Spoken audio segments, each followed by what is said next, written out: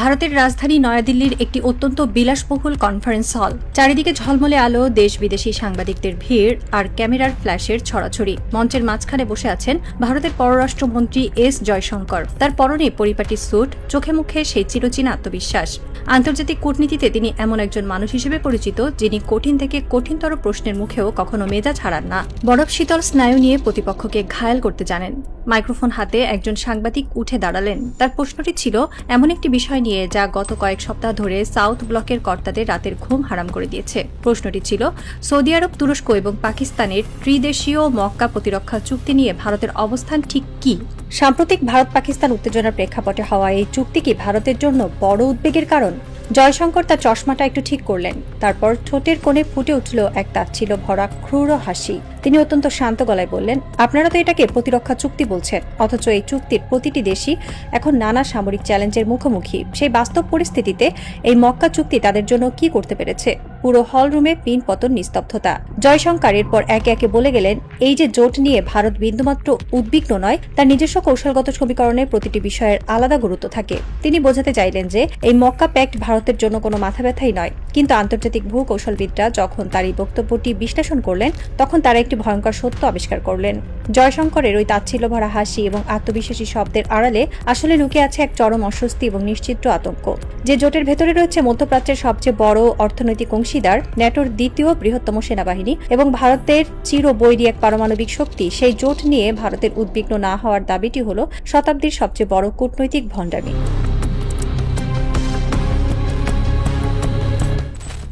কূটনীতিতে একটি কথা খুব প্রচলিত আছে, যখন কোনো পরাশক্তি কোনো বিষয়কে মাত্রা অতিরিক্ত তাচ্ছিল্য করে, তখন বুঝতে হবে সেই বিষয়টি তাদের সবচেয়ে বেশি আঘাত করেছে।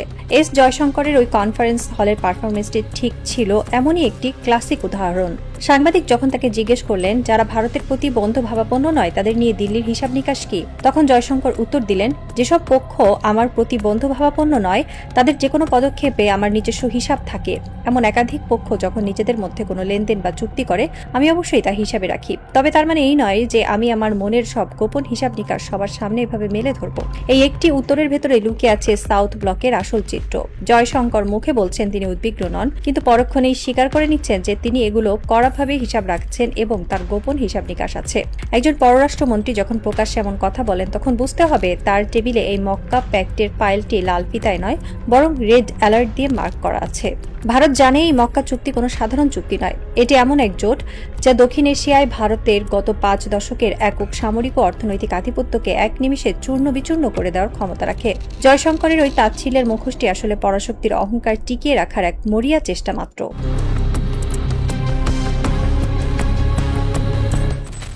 মক্কা প্যাক্ট নিয়ে ভারতের এত অস্বস্তির প্রথম এবং প্রধান কারণটি হল সৌদি আরব। সৌদি আরব ভারতের একটি বিশাল অর্থনৈতিক অংশীদার। ভারতের লাখ লাখ প্রবাসী সেখানে কাজ করে এবং ভারতের জ্বালানি তেলের একটি বিশাল অংশ আসে এই মধ্যপ্রাচ্যের দেশটি থেকে। সাউথ ব্লকের কর্তারা ভেবেছিলেন তারা সৌদি আরবের সাথে তাদের এই অর্থনৈতিক সম্পর্ককে পুঁজি করে পাকিস্তানকে কোণঠাসা করে রাখবেন। ভারত সবসময় চেয়েছে সৌদি আরব যেন ভারত পাকিস্তান দ্বন্দ্বে নিরপেক্ষ থাকে বা ভারতের দিকে কিছুটা ঝুঁকে থাকে। কিন্তু মক্কা চুক্তির মাধ্যমে সৌদি আরব যখন সরাসরি পাকিস্তানের সাথে একটি প্রাতিষ্ঠানিক, সামরিক ও কৌশলগত জোটে আবদ্ধ হলো, তখন ভারতের সেই স্বপ্ন তাসের ঘরের মতো ভেঙে পড়ল। এই চুক্তির অর্থ হল সৌদি আরবের অফুরন্ত পেট্রোডলার এখন থেকে একটি নির্দিষ্ট ব্লকের সামরিক আধুনিকায়নে ব্যবহৃত হবে। যদি ভবিষ্যতে ভারত ও পাকিস্তানের মধ্যে কোনো সামরিক বা অর্থনৈতিক সংঘাত তৈরি হয়, তবে সৌদি আরব আর চাইলেও নিরপেক্ষ থাকতে পারবে না। তাদের এই চুক্তির বাধ্যবাধকতার কারণে পাকিস্তানের পাশে দাঁড়াতে হবে। এটি ভারতের জন্য এমন এক অর্থনৈতিক ও ভূকৌশলগত ধাক্কা যা সামাল দেওয়ার ক্ষমতা সাউথ ব্লকের নেই। জয়শঙ্কর এই সত্যটি জানেন বলেই তিনি প্রকাশ্যে সৌদি আরবকে নিয়ে সরাসরি কোনো নেতিবাচক মন্তব্য করতে সাহস পাননি।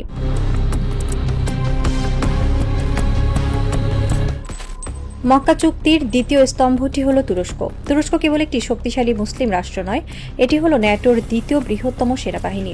তাদের সামরিক প্রযুক্তি, বিশেষ করে বায়রাক্তার ড্রোন এবং পঞ্চম প্রজন্মের ফাইটার জেট আজ বিশ্বজুড়ে গেম চেঞ্জার হিসেবে প্রমাণিত। ভারত সবসময় ভয় পায় যে পাকিস্তানের হাতে যদি তুরস্কের এই অত্যাধুনিক সামরিক প্রযুক্তি চলে আসে, তবে ভারতের বিশাল সামরিক বাজেটের বড় একটি অংশই পানিতে যাবে। তুরস্ক এবং পাকিস্তানের সামরিক সম্পর্ক আগে থেকেই ভালো ছিল, কিন্তু মক্কা চুক্তির মাধ্যমে এই সম্পর্ক একটি প্রাতিষ্ঠানিক রূপ পেয়েছে। এর মানে হলো তুরস্কের সামরিক প্রযুক্তি এখন থেকে কোনো বাধা ছাড়াই পাকিস্তানের সামরিক বাহিনীর হাতে পৌঁছাবে। শুধু তাই নয়, তুরস্কের এই চুক্তিতে থাকার অর্থ হলো এই ব্লকের ওপর পরোক্ষভাবে ন্যাটোর একটি ছায়া পড়বে। ভারত যদি পাকিস্তানের ওপর কোনো আগ্রাসন চালায় তবে তারা কেবল পাকিস্তানের মোকাবেলা করবে না, তাদের মোকাবেলা করতে হবে তুরস্কের সামরিক প্রযুক্তির, যা তাদের জন্য এক আক্ষরিক দুঃস্বপ্ন। জয়শঙ্কর যখন বলেন যে এই দেশগুলো নিজেরাই সামরিক চ্যালেঞ্জের মুখে আছে, তখন তিনি আসলে তুরস্কের এই ক্রমবর্ধমান সামরিক আধিপত্যকে খাটো করে দেখানোর এক ব্যর্থ চেষ্টা করেছেন।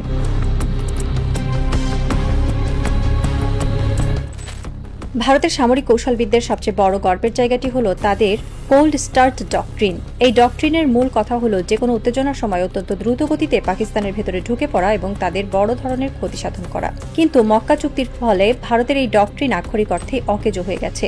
পাকিস্তান হলো এই চুক্তির একমাত্র পারমাণবিক শক্তিধর দেশ। যখন তুরস্ক এবং সৌদি আরব পাকিস্তানের পারমাণবিক ছাতার নিচে এসে দাঁড়াচ্ছে, তখন এই জোটের সামরিক সমীকরণ এক অসীম উচ্চতায় পৌঁছে যাচ্ছে। ভারত খুব ভালো করেই জানে মক্কা প্যাক্টের কোনো সদস্য দেশের ওপর বড় ধরনের সামরিক আগ্রাসন চালানোর অর্থ হলো সরাসরি একটি বৃহত্তর পারমাণবিক সংঘাতের ঝুঁকি নেওয়া। জয়শঙ্কর যখন দাবি করেন যে এই চুক্তি তাদের জন্য কি করতে পেরেছে, তখন তিনি ইচ্ছাকৃতভাবেই পারমাণবিক ডিটারেন্স বা ভীতির বিষয়টি এড়িয়ে যান। একটি সামরিক জোটের সবচেয়ে বড় সাফল্য হলো যুদ্ধ না করেই শত্রুকে দূরে সরিয়ে রাখা। মক্কা প্যাক্ট ঠিক সেই কাজটিই করেছে। তারা ভারতের সামরিক আস্ফালনের সামনে এমন এক অদৃশ্য পারমাণবিক দেয়াল তুলে দিয়েছে যা ভেদ করার সাহস দিল্লির নেই।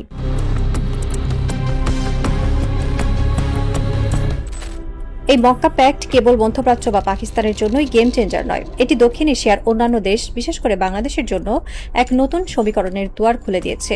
ভারত গত কয়েক দশক ধরে দক্ষিণ এশিয়ায় একক আধিপত্য বা হেজিমনি বিস্তার করে এসেছে। তারা তাদের প্রতিবেশীদের সবসময় এই ভয় দেখিয়ে এসেছে যে ভারতের কথা না শুনলে তাদের ধ্বংস করে দেওয়া হবে। কিন্তু মক্কা প্যাক্ট প্রমাণ করেছে যে ভারতের এই দাদাগিরির বাইরে গিয়েও শক্তিশালী সামরিক ও অর্থনৈতিক ব্লক তৈরি করা সম্ভব।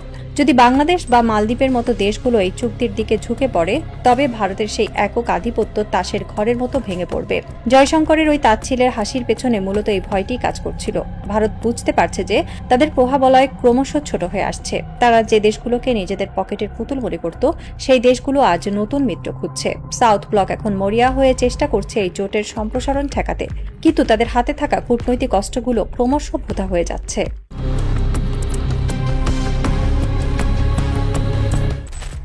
জয়শঙ্কর তার বক্তব্যের শেষে একটি অত্যন্ত গুরুত্বপূর্ণ কথা বলেছিলেন। আমার মনের সব গোপন হিসাব নিকাশ সবার সামনে এভাবে মেলে ধরব না। এই একটি বাক্যই বলে দেয় যে ভারত এই চুক্তিটিকে হালকাভাবে নেয়নি, বরং তারা পর্দার আড়ালে এক ভয়ঙ্কর ছায়াযুদ্ধের প্রস্তুতি নিচ্ছে। ভারত এখন কি করবে? তারা হয়তো তাদের গোয়েন্দা সংস্থা র-কে ব্যবহার করে মক্কা প্যাক্টের সদস্য দেশগুলোর ভেতরে রাজনৈতিক অস্থিতিশীলতা তৈরির চেষ্টা করবে। তারা হয়তো পশ্চিমা বিশ্বের কাছে এই জোটকে একটি উগ্রবাদী ব্লক হিসেবে তুলে ধরার চেষ্টা করবে, যাতে আমেরিকার মতো পরাশক্তিগুলো এই জোটের বিরুদ্ধে অবস্থান নেয়। তারা হয়তো অর্থনৈতিক ব্ল্যাকমেইলের মাধ্যমে এই জোটের সম্প্রসারণ ঠেকানোর চেষ্টা করবে। কিন্তু আন্তর্জাতিক ভূরাজনীতিতে এই ধরনের ছায়াযুদ্ধ খুবই ঝুঁকিপূর্ণ। ভারত যদি এই খেলায় ভুল চাল দেয়, তবে তারা কেবল মক্কা প্যাক্টকেই শক্তিশালী করবে না, তারা বিশ্বমঞ্চে নিজেদেরও একঘরে করে ফেলবে। সাউথ ব্লকের ওই গোপন হিসাব নিকাশগুলো আসলে তাদের নিজেদের জন্যই এক আত্মঘাতী বুমেরাং হয়ে দাঁড়াতে পারে।